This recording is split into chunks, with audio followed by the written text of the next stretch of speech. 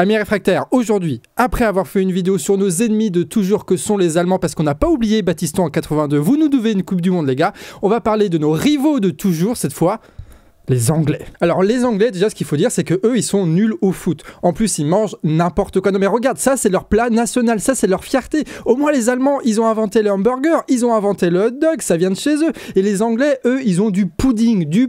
Et puis regarde ces chapeaux, c'est quoi ça? Non mais nous, c'est vrai qu'on a des milliardaires qui payent pas d'impôts et qui se payent des présidents, mais au moins on a du style les gars. Et regardez ça, ils laissent la tête sur les épaules des rois. C'est quoi cette tradition? Et puis non, vraiment au foot c'est n'importe quoi. Ils ont juste Beckham, ils ont eu Beckham une fois dans leur histoire et c'est tout, il n'y a plus rien d'autre depuis. Bon après vous me direz oui patati patata, est-ce que c'est intéressant de savoir tout ça? Évidemment, c'est intéressant de savoir tout ça, mais la critique économique est d'autant plus intéressante, juste que c'est un peu plus long quoi, faut lire des articles du Financial Times, faut faire des vidéos de 30 minutes les gens, c'est long 30 minutes. Mais c'est ce qu'on va faire aujourd'hui et normalement à la fin de cette vidéo, vous allez comprendre ce que c'est un bon du trésor, vous allez comprendre pourquoi est-ce que la gauche se trompe quand il critique le libéralisme qui n'existe plus aujourd'hui, mais surtout vous allez comprendre pourquoi est-ce que la Grande-Bretagne est dans la merde et qu'elle risque d'emporter avec elle pas mal de pays européens. Non pas que c'est de sa faute, c'est juste qu'aujourd'hui, il y a des plaques tectoniques qui bougent dans le monde, voilà, international, des rapports internationaux, machin, qui fait que, bon, bah, les choses vont très vite changer, pour nous en tout cas. Et surtout, important, si vous aimez cette vidéo, si vous pensez que ça élève le débat, si vous avez appris des choses, si vous trouvez ça intéressant, bah s'il vous plaît, partagez la vidéo. Nous, on peut pas faire autre chose que faire des bonnes vidéos. Si vous, à côté, vous partagez, vous envoyez ça par mail, par Facebook, par machin, j'en sais rien, bah ça va permettre à l'algorithme de YouTube de valoriser cette vidéo-là, faire en sorte que tu aies 100 000, 200 000 personnes qui la voient. Et voilà, c'est plutôt pas mal. C'est comme ça qu'on va réussir à gagner du terrain, à devenir tous plus intelligents pour tous prendre de meilleures décisions. Et comme ça, on va pas juste se contenter peut-être un jour de dégager Macron, mais de gouverner ce pays bien comme il faut pour faire toutes les choses qu'on a envie de faire. Et Dieu sait qu'il y a beaucoup de choses qu'on a envie de faire. Et vu que la dernière fois, vous avez aimé le fait qu'on soit en extérieur, et ben, on prend le texte et on y retourne.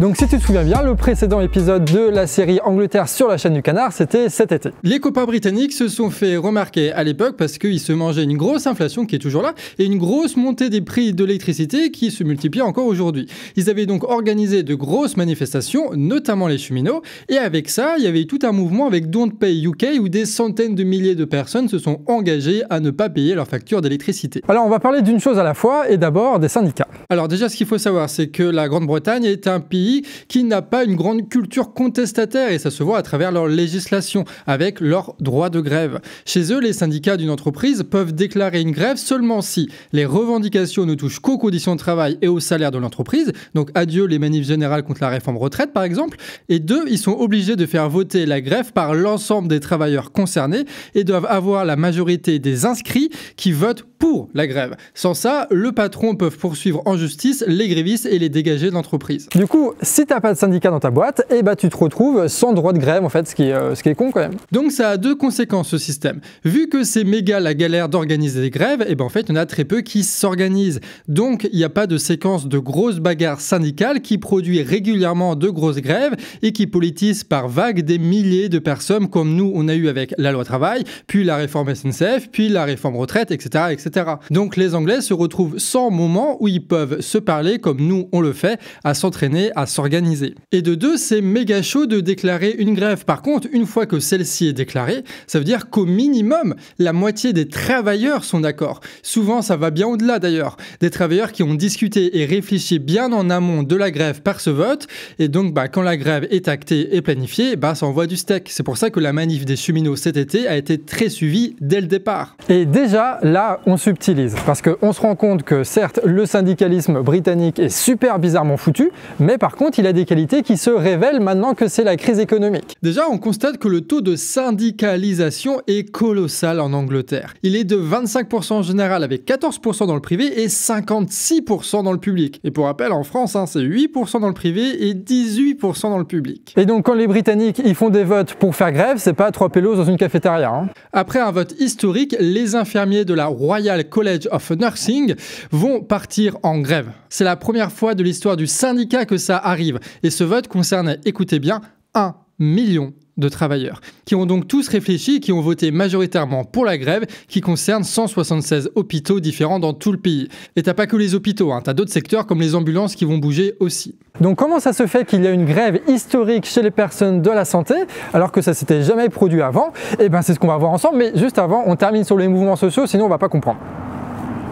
Ça va, je parle pas trop vite? L'autre grosse particularité des copas britanniques, c'est que là-bas, ils se font trahir aussi par leur gauche institutionnelle. Là-bas, c'est le Labour Party, là, les travaillistes, qui sont censés défendre l'intérêt des pauvres, et puis ça donne Tony Blair, quoi.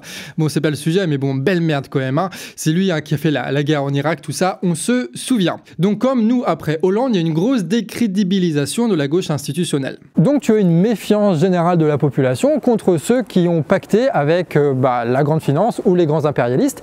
Et en plus de ça, vu que le syndicalisme est beaucoup basé sur le vote, et ceux qui prennent la parole, ceux qui sont médiatisés, ceux qui sont élus par les gens des syndicats, c'est souvent les plus grandes gueules qui s'opposent justement aux travaillistes et à leur conformisme. Genre ceux qui cheffent les manifs de cheminots là, enfin chef c'est-à-dire leader mais en français, c'est mieux de parler français. Ceux qui cheffent donc les manifs cheminots, c'est un peu l'équivalent de notre Merci à nous, vous savez le syndicaliste de PSA là qui est bien déter qu'on voit à la télé.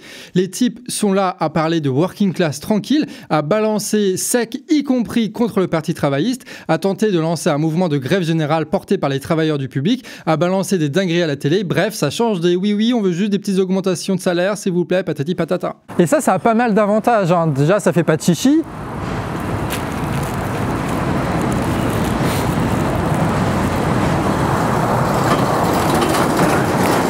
Ça rentre dans le gras direct, ça dit les termes, et surtout ça a beaucoup moins tendance à serrer les paluches des libertariens puisqu'ils sont censés être révolutionnaires. Donc évidemment à l'intérieur de ces syndicats-là, notamment dans la petite bureaucratie de l'administration, tu peux trouver des gens très réformistes à la CFDT. Sauf qu'avec cette double particularité du syndicalisme anglais qui est qu'il est massif et que tu as des porte-paroles qui sont vachement déter, et très rapidement le mouvement syndical peut déborder la bureaucratie et les structures syndicales. En gros, ça fait grève et on fait ce qu'on veut, quoi. Mais bon évidemment quand tu as des discours comme ça, genre révolutionnaire, marxiste au 34e degré, bon, c'est stylé en manif parce que tu peux balancer des slogans, sauf que des fois, la parole, elle dépasse les faits parce que t'as pas forcément les actions qui vont avec. Ils disent grève générale alors que t'as que quelques centaines de milliers de personnes qui font grève. Et surtout, ces gens-là, ils ne parlent en général qu'à travers la grève générale. Il faut faire la grève générale pour arriver, tu sais, à contrer le gouvernement, tout ça.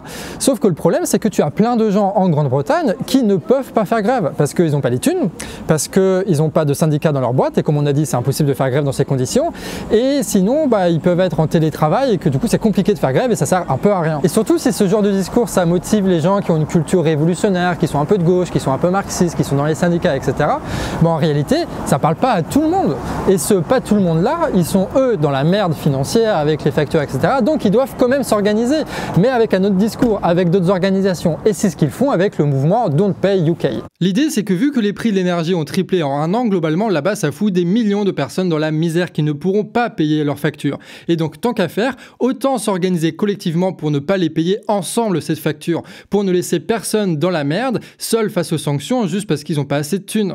Et puis c'est l'occasion aussi de porter ensemble des revendications politiques pour profondément régler le problème. Ça leur permet aussi de lutter contre les changements de compteurs par exemple ou autres délires du genre, qui permet aux compagnies privées de couper l'accès à l'énergie à ceux qui n'ont pas payé les factures. Un mouvement qui s'organise sur Internet à cause de la montée des prix de l'énergie, qui n'a pas de leader, qui pose une date d'action bien en avance et milite partout pour rassembler des personnes de tous les pays qui n'ont pas une culture politique de contestation, qui met en avant un clivage entre les puissants et les peuples à partir d'un clivage social, comme certains appelleraient la lutte des classes. Putain, ça me rappelle un mouvement ce truc-là, mais je saurais pas dire quoi. C'est bizarre. Non mais regarde ces prises de parole à l'arrache, regarde ces groupes Facebook en émulation, regarde les accents des gens qui prennent la parole. We strike to take the power back for ourselves. Non mais ça vient pas des quartiers chics de Londres, ça. Et surtout, quand on voit leurs revendications, c'est assez fort. Ça désigne les milliardaires, les grosses entreprises pétrolières, la corruption du gouvernement, les conséquences de la collusion entre l'État et la finance. Un mouvement qui a engagé 250 000 personnes à ne pas payer leurs factures dès le 1er décembre. Donc là, quand on fait la vidéo, on est le 30 novembre, donc on sait pas si ça marchait. Mais si tu veux avoir des nouvelles, on fait des revues de presse internationales toutes les 2 semaines. Donc évidemment, on va en parler. Abonne-toi, bon Dieu. Donc si on résume, les Britanniques qui n'ont jamais eu une culture révolutionnaire révolutionnaire se retrouve aujourd'hui avec un mouvement syndical historique et un mouvement populiste historique. La grande question, c'est de savoir pourquoi les conflits sociaux qui se réglaient avant avec des petits arrangements entre le parti travailliste et le parti conservateur se règlent aujourd'hui dans la rue. Et pour comprendre ça, il faut regarder la suite de la vidéo.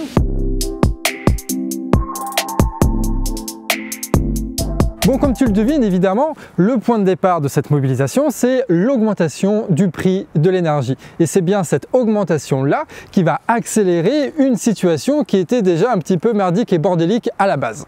Au niveau énergétique, l'Angleterre, c'est particulier. Alors, ils ont du gaz, oui, mais qui ne couvre même pas la moitié de leur consommation. Donc, en fait, ils dépendent énormément du marché pour leur approvisionnement au gaz qui leur manque, un gaz qu'ils crament pour faire de l'électricité dans des usines qui sont privatisées. Pour vous donner des chiffres, tu as 40% de l'électricité là-bas qui est produite avec du gaz, tu en as 17 avec le nucléaire et 37 avec le renouvelable. L'Angleterre qui dépendait du coup énormément du gaz russe et forcément le gaz au niveau de son prix sur les marchés a explosé et donc les entreprises qui produisent et vendent de l'électricité doivent donc augmenter les prix pour conserver leurs marges. Bon, même si évidemment en vrai ils ont grave augmenté les marges. Ouais, la marge augmente. Et pourquoi? Parce que le prix de gros de l'électricité augmente plus vite que le coût de production pour les entreprises énergétiques. Et vu que les marges ne sont pas contrôlées et que les entreprises font ce qu'elles veulent, ils se font du fric et profitent de l'inflation générale pour augmenter leurs marges. Cette situation a aggravé une inflation qui était déjà présente en Angleterre depuis un bon petit moment, ce qui a poussé le gouvernement à faire un blocage des prix de l'énergie.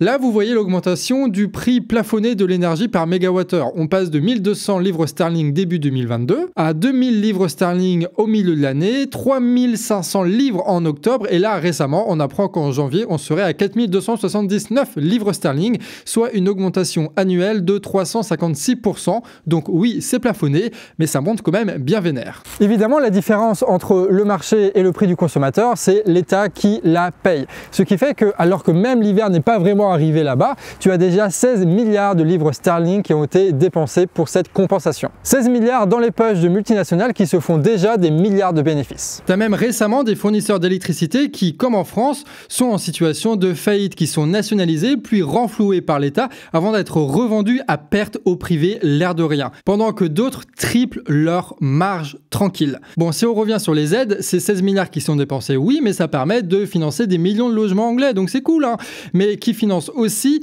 les maisons secondaires des riches, les jacuzzis des riches, les piscines chauffées des riches et tous les trucs que les riches font, que je sais pas trop ce qu'ils font, mais bon, ils le font. Bah oui, c'est ce qui arrive quand le blocage des prix se fait juste sur le mégawattheure, sans distinction sur le nombre de watts qu'on utilise, ni pour quelles raisons on les utilise. Pour un revenu moyen, la dépense énergétique par an, c'est à peu près 2700 livres sterling. Et ça représente 10% du budget total de cette personne-là. Pour quelqu'un de très riche, par contre, c'est 5000 livres sterling, mais ça ne représente que 3% de ses revenus. Ce qui fait que, évidemment, c'est une situation qui est très inégalitaire. Parce que, évidemment, si le prix de l'énergie triple, ça fait que les personnes avec un revenu modeste, eux, c'est les 10% là qui vont tripler. Sauf que c'est pas gérable de faire ça puisque déjà tout l'argent est dépensé dans le loyer, dans la bouffe, machin.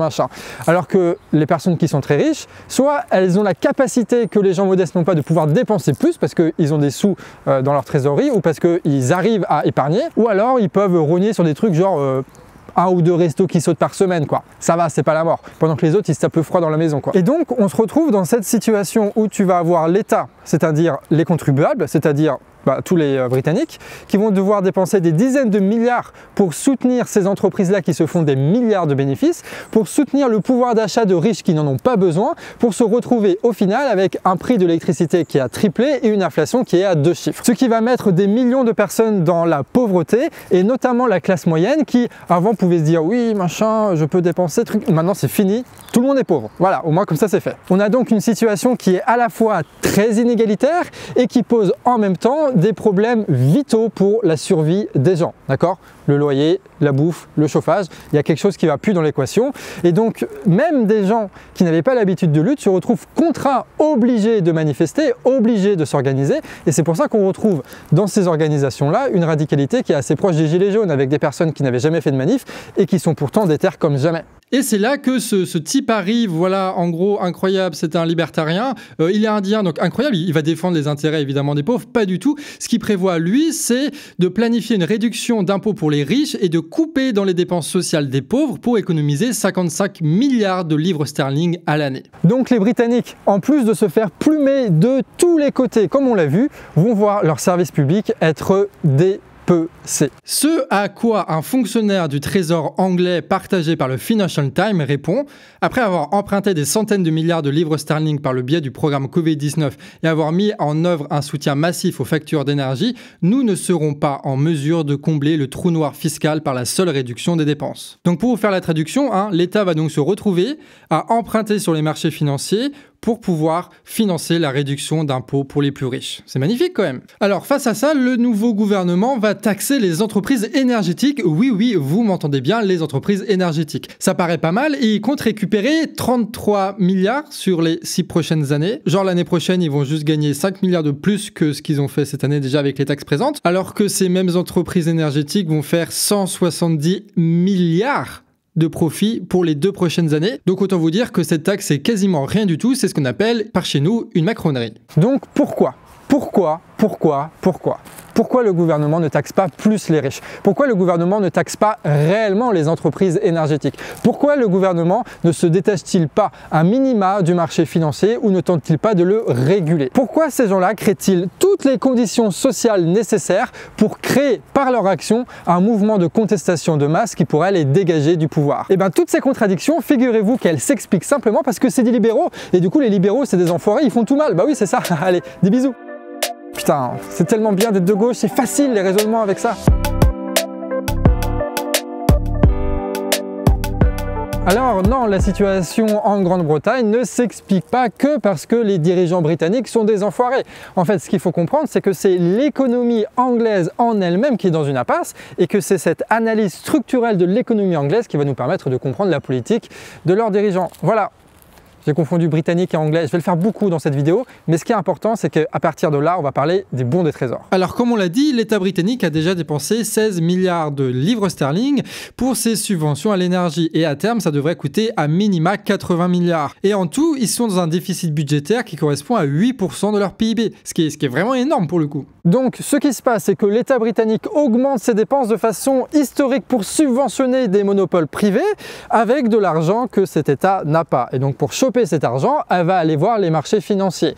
Les marchés financiers, c'est quoi? C'est des fonds de pension, c'est des banques, c'est des algorithmes beaucoup, c'est des gros actionnaires industriels ou alors c'est des petits actionnaires qui placent leur héritage, un bon gros héritage quand même, et qui vont en gros prêter de l'argent à l'État et en échange, l'État va rembourser cet argent petit à petit, échéance après échéance, avec un taux d'intérêt qui va dépendre du risque du placement, c'est-à-dire du risque que l'État fasse faillite et ne rembourse jamais l'emprunt. Donc voilà, quand tu tapes sur Google bon du trésor plus le nom du pays que tu veux là, eh ben tu trouves un taux d'intérêt auquel ce pays emprunte sur les marchés financiers. En général, c'est un emprunt sur 10 ans qui sert de référence. Et donc tu peux suivre l'évolution, faire une capture d'écran, laisser un commentaire en mode hey, ça augmente, tu vois, c'est incroyable, et hop, tu as une vidéo avec la qualité d'analyse de Hugo Décrypte, c'est incroyable hein. On va faire des références à Hugo Décrypte dans toutes les vidéos maintenant. Évidemment, comme tu t'en doutes, pour les pays dits développés, eh ben, ce taux d'intérêt-là, il est proche de 0. En tout cas, c'était le cas jusqu'à de très récents événements. Et pour les pays en voie de développement, comme on dit, eh ben, eux, évidemment, ils se prennent des taux d'intérêt qui sont beaucoup plus forts. Pourquoi? Parce que comme on l'avait vu avec la vidéo sur le Sri Lanka, parce que toutes les vidéos du canard sont connectées, c'est incroyable, et ben, en fait, ces pays-là, ils ont besoin de capitaux étrangers pour importer de l'énergie et de la nourriture. Et vu qu'il y a cette situation de dépendance entre ces pays en voie de développement et le marché financier, eh ben, le marché financier peut imposer des taux très élevés. Et cette différence entre les pays en voie de développement et les pays développés permet un petit effet spéculatif qui s'appelle le currency carry trade. Voilà. Après, il faut l'imaginer avec un super accent anglais, c'est sûr que c'est stylé, mais j'ai aucune idée de ce que ça veut dire. En gros, l'idée, pour un pété de thunes, c'est d'emprunter des dollars soit aux banques privées états-uniennes, soit directement à la banque centrale états-unienne, avec un taux qui, grosso merdo, correspond au taux directeur des banques centrales, soit historiquement proche de 0 dans les pays développés.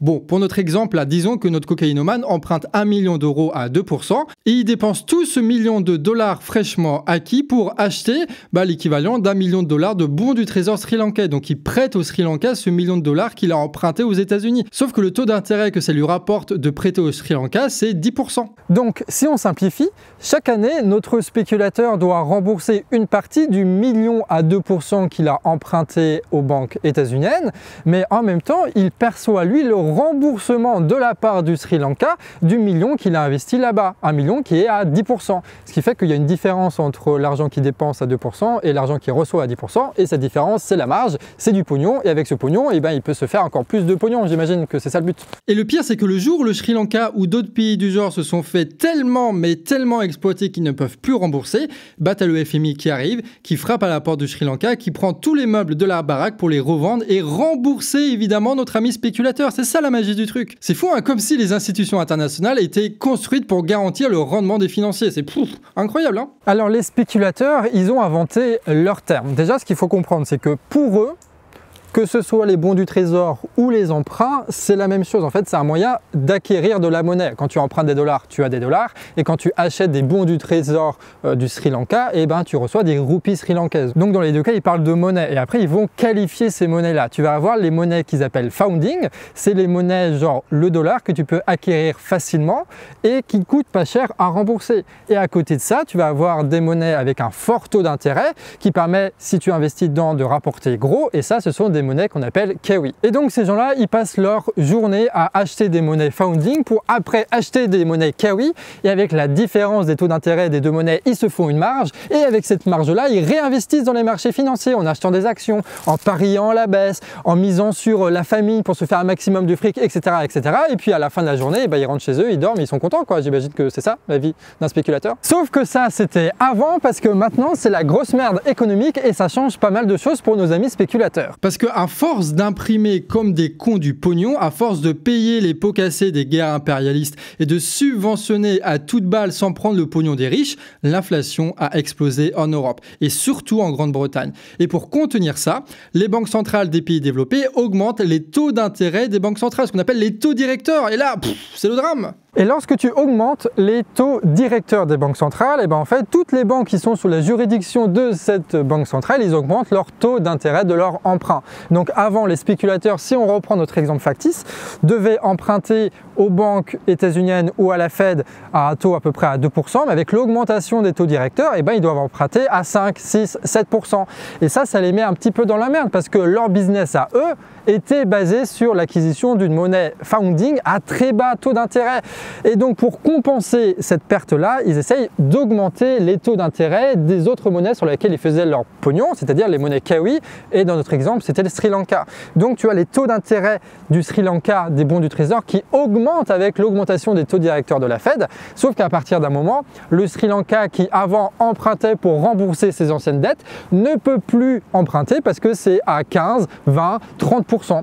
Donc le Sri Lanka a dit, les cocos, nous on ne peut pas emprunter, donc on ne peut pas vous rembourser. Et tu as énormément de spéculateurs qui avaient donc investi dans des bons du trésor sri-lankais qui se retrouvent sans rien puisque le Sri Lanka ne rembourse plus puisqu'ils ont plus de pognon. Et donc là c'est dramatique parce que plein de gens qui vivaient le cul posé sur leur chaise à vivre de l'exploitation des autres peuples, ils se retrouvent à perdre du pognon. Quel drame, c'est vraiment c'est waouh, c'est tragique, hein. Donc forcément, les spéculateurs, quand ils voient l'augmentation des taux directeurs des banques centrales, ils considèrent que le pound est une monnaie instable, avec un taux qui est devenu trop élevé et donc qui devient une monnaie Kiwi, une monnaie que l'on n'emprunte pas aux différentes banques. Alors ils investissent dans une autre monnaie founding comme le dollar qui est plus stable avec un taux d'intérêt plus bas et ils misent sur d'autres monnaies Kiwi qui rapportent beaucoup plus que la livre sterling. Donc on arrive dans une situation où avec l'augmentation des taux d'intérêt, que ce soit directeurs ou les taux d'emprunt, on se retrouve avec une livre sterling qui est totalement désintéressante pour les spéculateurs, du coup qui ne vont pas en acheter parce que ça ne permet pas d'avoir une monnaie facile d'accès parce que les taux d'emprunt ont augmenté, mais en même temps, ils ne sont pas suffisamment hauts et suffisamment stables pour que ça rapporte beaucoup de pognon. Autant acheter du dollar pour acheter de la dette d'un autre pays en voie de développement. Et donc là, c'est une des premières raisons qui fait que la livre sterling s'effondre parce que la demande sur le marché d'échange baisse. Mais les Britanniques ont cette petite particularité qu'ils ne sont pas sous la contrainte de la Banque centrale européenne. Donc eux, ils peuvent imprimer imprimer directement de l'argent pour financer leurs conneries. Et c'est ce qu'ils font, ils impriment directement du pognon pour notamment aider les consommateurs à pouvoir continuer à consommer, à acheter des trucs et que l'économie tourne un petit peu. Sauf que le problème, c'est que vu que tu as plein de monopoles partout, l'anglais lambda, il va acheter des trucs d'une multinationale avec une énergie qui appartient à une multinationale, des gens qui ne sont pas forcément taxés, qui se font des grosses marges, bref, ça fuite partout, mais ils continuent à le faire. Sauf que le problème, c'est que lorsque tu augmentes la quantité de monnaie sans d'ailleurs que tu as la production qui augmente de la même façon, on se retrouve avec une dévaluation de la monnaie. C'est la deuxième raison de pourquoi est-ce qu'en ce moment, on voit la livre sterling chuter. Et ce qui est rigolo, c'est que l'effondrement de la livre sterling rend plus cher les importations. Voilà, les importations notamment d'énergie, qui fait que tu as une énorme inflation et que du coup, il faut augmenter les subventions, etc., etc. et la boucle est bouclée. Parce que l'augmentation des taux directeurs augmente les taux d'intérêt des crédits des banques privées. C'est d'ailleurs la raison pour laquelle ils font ça.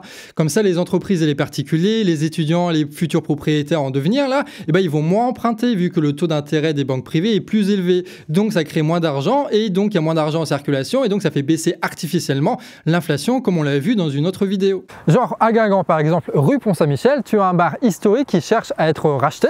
Sauf que le problème, c'est que tu as des candidats, mais ceux-là ne peuvent pas avoir accès au crédit bancaire parce que les taux d'intérêt sont trop forts et parce que les banques en général ne prêtent quasiment plus. Ce qui fait qu'on se retrouve avec un bar qui est géré à mi-temps par une retraitée alors qu'il pourrait être racheté par quelqu'un avec 2 salariés pour faire tourner le truc. Et ce qui s'applique au bar, évidemment à Guingamp, s'applique aussi à toutes les grosses entreprises. Ça s'applique aux différents crédits immobiliers que les gens pourraient faire pour devenir propriétaires. Ça s'applique aux étudiants qui doivent parfois faire des crédits. En fait, moins tu as de crédit, moins tu as d'argent en circulation, moins tu as d'argent qui investit, moins tu as des gens qui achètent des trucs, donc moins tu as de taf. Et c'est la définition de ce qu'on appelle une récession, c'est-à-dire une baisse générale de la production. Et vu que ça ne résout rien, l'inflation continue d'augmenter, faisant baisser la consommation intérieure et provoquant un début de récession. Mais en même temps, s'il faisait rien, l'inflation serait sûrement pire et là aussi ça aurait été la cata. La situation est donc la suivante. Tu as les taux directeurs qui ont augmenté, tu as une inflation qui est historique, tu as une récession économique qui est historique. Et pour maintenir à flot tout ça, le gouvernement britannique doit emprunter aux marchés financiers comme jamais. Sauf que le problème, évidemment, c'est que les marchés financiers profitent de la situation et de leur rapport de force pour augmenter les taux d'intérêt du bon des trésors britanniques et en même temps, vu qu'il y a un risque réel de faillite de l'État britannique, c'est-à-dire qu'ils ne remboursent pas leurs dettes, tu as aussi là aussi une augmentation des taux d'intérêt. Ce qui fait qu'au moment précis où la Grande-Bretagne avait besoin de liquidité, le système économique fait que cette liquidité leur est totalement inaccessible. Sauf que là-dedans, il y a un cercle vicieux, c'est que évidemment, plus c'est difficile pour la Grande-Bretagne d'emprunter sur les marchés financiers, plus ça leur coûte cher et donc moins ils ont accès à cette liquidité dont ils ont absolument besoin. Ce qui fait que les marchés financiers répondent à cette galère qui s'aggrave par une augmentation des taux aussi d'intérêt. Donc plus les taux d'intérêt augmentent, plus ils sont dans la merde, plus les taux d'intérêt augmentent, plus ils sont dans la merde, plus les taux d'intérêt augmentent et c'est à peu près la situation financière de la Grande-Bretagne de ces dernières semaines. Et en vrai, ce qui est marrant, c'est aussi que la Grande-Bretagne était tellement en avance dans le monde de la finance qu'ils se sont dit les premiers, tiens, si on faisait des bons du trésor dont les taux d'intérêt sont indexés à l'inflation. Et à l'époque, tu n'avais pas d'inflation, donc ils se sont dit, tiens, c'est pas mal, comme ça on va pouvoir négocier des taux d'intérêt un petit peu plus bas. Et puis bon, de toute façon, il va jamais y avoir d'inflation en Grande-Bretagne, et vu qu'ils pensent tous à court terme, ils ont généralisé ça. Et aujourd'hui, ils se retrouvent avec 25% de leurs dettes, dont les taux d'intérêt explosent encore plus que l'autre partie de leurs dettes, tout simplement parce que l'inflation, elle aussi, elle explose. Vraiment, les financiers, c'est incroyable pour diriger un pays. Et donc, les Britanniques se retrouvent dans une situation assez similaire au Sri Lanka, dont on avait déjà discuté dans une précédente vidéo, où en fait, ils ont un énorme besoin de monnaie, sauf que ça leur est de plus en plus difficile d'accès, et qu'en plus de ça, leur monnaie s'effondre, la valeur de leur monnaie s'effondre. Et donc, au même problème, les mêmes solutions. Alors ils n'en sont pas encore à demander de l'aide du FMI parce qu'ils ne peuvent pas le faire, mais clairement ça commence à venir. Le FMI avait pris la parole pour critiquer vivement la politique de Truss, l'ancienne première ministre qui voulait subventionner massivement. L'idée derrière ça, pour le FMI, c'est de créer un événement médiatique, un événement boursier pour décrédibiliser le Royaume-Uni sur les marchés financiers et les contraindre à abandonner le projet pour un autre plus austéritaire. Une de ces raisons, c'est que le FMI, je le disais, ne peut pas se permettre d'aider financièrement le Royaume-Uni. Pourquoi ? Parce que le FMI n'est pas une banque. Donc ils sont obligés d'emprunter sur les marchés et comme toujours, le taux d'intérêt sur lequel ils empruntent dépend sur qui se porte garant. Et qui, à votre avis, se porte garant pour l'endettement du FMI ? Principalement les pays européens, dont le Royaume-Uni. Et donc là, c'est un petit peu marrant parce que le FMI, ça fonctionne, mais vraiment parfaitement quand il faut piquer tout le pognon des pays pauvres. Par contre, avec les pays riches et les pays européens, c'est compliqué puisque si les pays européens ne peuvent plus emprunter sur les marchés financiers, personne ne peut se porter garant des emprunts du FMI. Ce qui fait que si l'Angleterre s'effondre, c'est le FMI qui se pète la gueule. Et si tu as trop de pays, par exemple le Sri Lanka, en Afrique, en Amérique latine, qui se pètent la gueule et qui demandent l'aide du FMI, bah c'est pareil, puisque du coup, ça va forcer les États européens à emprunter pour le FMI. Et si c'est déjà la galère pour eux, ça le sera encore plus après qu'ils doivent secourir ces pays. Donc plus ça va aller, plus cette crise de dette souveraine des différents pays va provoquer une crise financière et économique mondiale. Après, c'est pas forcément la fin de l'histoire, ça veut juste dire que l'Europe doit se débrouiller pour trouver des capitaux étrangers. Donc la question qu'il faut se poser, c'est où est-ce que les capitaux étrangers se trouvent? En fait, comme on l'a vu avec la vidéo sur l'Allemagne, ils migrent vers deux pays principaux qui ont une industrie suffisamment forte pour devenir une valeur refuge, qui ont une monnaie suffisamment stable où les financiers peuvent investir et spéculer avec, et qui ont une armée suffisamment conséquente pour garantir leur intérêt quoi qu'il arrive. Des pays qui ont de toute façon beaucoup trop de pognon chez eux et qui vont pouvoir le réinvestir dans des projets comme la soumission totale de certains pays à leur intérêt économique. Par exemple, je dis ça, je dis rien. D'où le fait que ce genre de crise financière, en réalité, renforce les deux pays impérialistes, les deux empires d'aujourd'hui, que sont les États-Unis et la Chine, puisque ce sont eux qui se retrouvent les seuls à avoir suffisamment de capitaux pour pouvoir régler les différents problèmes de crise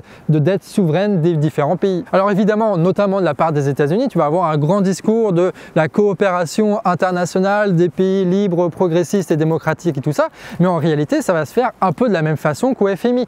Ils vont faire un plan Marshall 2, comme la Chine va le faire avec ses pays satellites, mais ça va être conditionné. Conditionné à quoi? Conditionné à la création d'un marché exclusif dont les États-Unis et la Chine seront le centre pour assurer par exemple aux États-Unis d'avoir un total accès sur le marché européen qui ne soit plus concurrencé par la Chine, quand la Chine, elle, va plutôt se concentrer par exemple sur la partie asiatique. Ça va leur assurer un marché suffisamment grand pour que leur monopole industriel, économique, bancaire puisse s'étendre à ces pays-là sans qu'ils soient concurrencés par l'impérialisme voisin. Ils vont donc pouvoir générer plein de nouveaux profits pour financer toute une nouvelle industrie, toute une nouvelle armée pour aller à la guerre impérialiste, choper les marchés concurrentiels qui sont un peu le cul entre deux chaises entre les États-Unis et la Chine. Et là, je parle par exemple des pays africains. D'où le fait qu'il y a un lien aujourd'hui entre les guerres et la crise économique.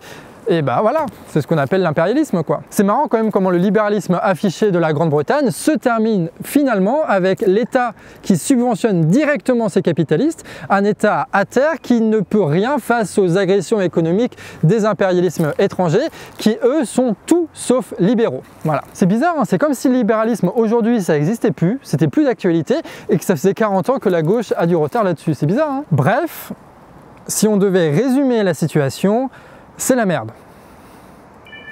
C'est la merde. Et c'est une fin de tournage pour la partie 3. Bravo tout le monde!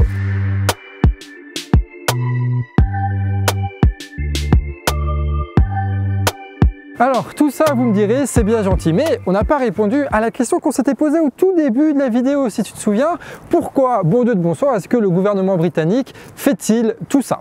Alors, si on est un peu naïf et un petit peu gentil, on pourra dire que toute la politique britannique consiste à donner des gages au marché financier, à dire à tous ceux qui sont capables d'acheter des bons du trésor britannique que l'État britannique est capable de faire souffrir le martyre à sa population pour rembourser ses emprunts, qu'il est capable de faire baisser les impôts pour les plus riches pour leur garantir un maximum de revenus, un maximum de rentabilité. Donc en gros, l'État fait tout pour séduire les marchés en espérant que ces marchés daignent bien vouloir baisser le taux d'intérêt sur les bons du trésor pour qu'ils puissent enfin avoir accès à de la liquidité en masse. D'ailleurs, quand tu lis la presse bourgeoise, celle qui est vraiment fiable, hein, ils commentent chaque action du gouvernement comme si c'était pour rassurer les marchés, pour convaincre les marchés, pour séduire les marchés. Et d'ailleurs, si Liz Truss s'est fait dégager si rapidement, c'est notamment à cause de ces marchés qui ont fait exploser les taux d'intérêt des bons du trésor de la Grande-Bretagne, là. Des bons décrédibilisés sur les marchés qui préfèrent miser sur des trucs plus stables ou encore plus profitables et qui fait chuter la livre sterling. Donc la politique du gouvernement britannique n'est pas antisociale juste pour le bonheur de faire souffrir les gens. Elle est antisociale parce qu'ils doivent envoyer des signaux positifs au marché.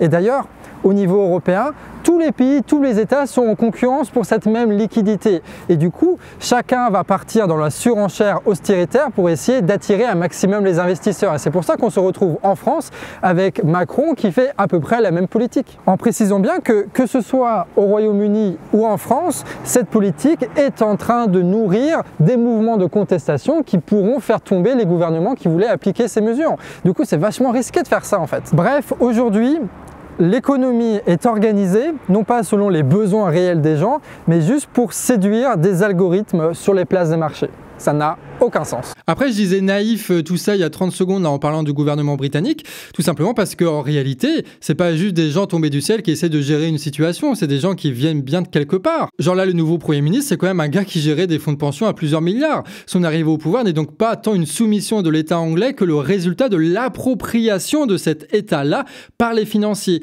qui utilisent aujourd'hui cet État pour totalement servir leur intérêt. Bon, en tout cas, ce qui est sûr, c'est que cette politique, c'est vrai qu'elle paraît être un pansement sur une hémorragie interne et on pourrait se dire que ça sert à rien, mais en fait, ils n'ont pas d'autre choix que de faire ça.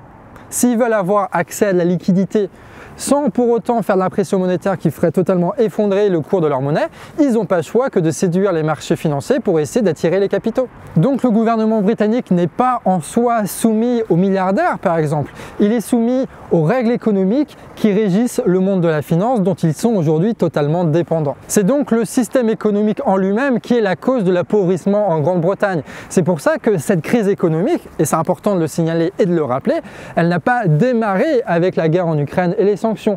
Elle a été accélérée par cette guerre-là, mais elle avait démarré bien avant. Ça, c'est le cours de la livre sterling par rapport au dollar. Donc si tu grappes ça sur un an, tu te dis « Ah ouais, c'est la guerre en Ukraine qui a fait tout ça !» Sauf que quand tu recules, en fait, ça fait depuis 2008 que ça se pète la gueule. Et pareil pour les intérêts à long terme de la dette anglaise. Sur un an, on se dit « C'est les sanctions !» Sauf que non, ça fait depuis juillet 2020 que ça pète un câble. Si l'Angleterre est le pays européen qui se prend à la fois la plus grosse crise économique et la plus tôt, parmi tous les autres pays européens, c'est qu'il y a une raison. C'est que structurellement, son économie était en première ligne, était la plus fragile. Et c'est pour les mêmes raisons qu'on a d'abord vécu des effondrements et des révoltes au Sri Lanka, puis en Iran, maintenant en Angleterre. Et tour à tour, tous les pays les plus fragiles vont subir les conséquences de cette crise-là. La Grande-Bretagne paye aujourd'hui les pots cassés de sa désindustrialisation, de sa financiarisation, de sa libéralisation à outrance, de sa gestion assez calamiteuse de sa dette et en plus de ça, de son manque total de régulation. Et donc encore une fois, l'action du gouvernement britannique, y compris le nouveau, est tout à fait prévisible. Puisqu'ils ne veulent pas faire une rupture avec le monde de la finance, eh bien, ils composent avec ses conséquences. Donc c'est même pas une question genre de bonne volonté ou de bonne loi ou de mauvaise volonté ou de mauvaise loi. Je crois que c'est même pas de la corruption, c'est pire. Ces gens-là ont été formés et ont été mis au pouvoir pour servir les intérêts du monde de la finance et pour préserver cette société qui sert les intérêts de la finance. Donc quand une crise arrive, évidemment, ils ne vont pas dire on nationalise les monopoles, on socialise les banques, on ferme la bourse. Non, non, non. Ils essayent juste de gérer avec ce qu'ils ont et ils improvisent et puis voilà quoi, c'est le résultat qu'on a. Les Anglais subissent donc les merdes produites par ce système économique sans vraie perspective d'amélioration. Et ils sont donc face à un dilemme, celui d'agir quoi qu'il arrive, même s'ils en ont pas forcément la culture. Juste parce que c'est vital en fait d'agir. On se retrouve alors comme énoncé au début avec des mouvements syndicaux et populaires inédits. Parce que l'impasse et la pauvreté imposent l'action puisque rien ne va s'arranger seul. Et tout le monde là-bas le sait très bien. Le gouvernement tente d'ailleurs de réduire le droit de grève et les court-circuiter en embauchant des intérimaires pour remplacer les grévistes. En fait, ils savent que ce qui se joue avec les manifs, c'est la déstabilisation du pouvoir et peut-être le renversement de ce pouvoir-là. Donc, ils agissent pour conserver leur pouvoir. Et plus cette situation va empirer pour les Britanniques, plus leurs analyses seront fortes et partagées. Et une analyse qui va vers quoi? Vers une remise en cause profonde du monde de la finance et de son importance dans l'économie britannique. Une menace qui va contre les intérêts de tous ceux qui profitent en ce moment, et ils existent et ils sont nombreux, de la financiarisation en Angleterre. Et c'est pour ça qu'ils sont là dans un petit mood de lutte des classes en ce moment. Et ce qui est rigolo, c'est que en Grande-Bretagne, on retrouve une contradiction qui est assez forte. C'est que pour que le monde de la finance se développe, ils doivent appauvrir les gens, déstructurer la société, donc créer toutes les conditions qui rendent légitime puis nécessaire la contestation de cette finance-là. Et puisque la problématique est la même pour la France et la Grande-Bretagne, on peut finir sur cette question. Est-ce que oui ou non, nous serons suffisamment organisés pour soutenir tous les mouvements de contestation qui vont naître de cette contradiction-là, pour pouvoir enfin transformer en profondeur notre société. D'où l'importance de partager cette vidéo. Des bisous!